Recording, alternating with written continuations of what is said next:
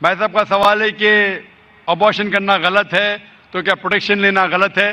Abortion کرنا اپنے گناہ کو چھپانے کے لیے غلط ہے، بچی لڑکی ہے اس لیے غلط ہے، لیکن اگر والدہ کی جان خطرے میں ہے اور ڈاکٹر کہتے ہیں کہ اگر ہم ابارشن نہیں کریں گے تو والدہ کی جان جا سکتی ہے، تو اس وقت ابارشن کرنے کی اجازت ہے، کیونکہ اسلام میں let a small loss take place to prevent a big loss, چھوٹا نقصان اٹھانے کی اجازت ہے بڑے نقصان کو روکنے کے لیے۔ تو چھوٹا نقصان ہے کہ بچے کی جان جا رہی ہے، بڑا نقصان ہے کہ والدہ کی جان جا رہی ہے۔ تو اگر والدہ کی جان خطرے میں، اس وقت ہی ابارشن کی اجازت ہے۔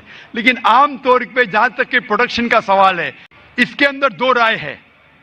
اگر ماں کی زندگی خطرے میں ہے، اس کو ہارٹ پرابلم ہے اور ایک بچے ہونے سے اس کی جان جا سکتی ہے، یا ملٹیپل سیزرین سیکشن ہو چکا ہے 5 یا 4 یا 6 اور ایک بچہ پیدا ہونے سے جان جا سکتے، اس وقت آپ یہ کانٹرسیپشن استعمال کر سکتے۔ لیکن عام طور پہ کیونکہ کم بچے ہوئیں گے تو میں اچھی تعلیم دوں گا، تو میں یہ کہنا چاہتا ہوں کہ میں میرے والدین کا 5واں بچہ ہوں۔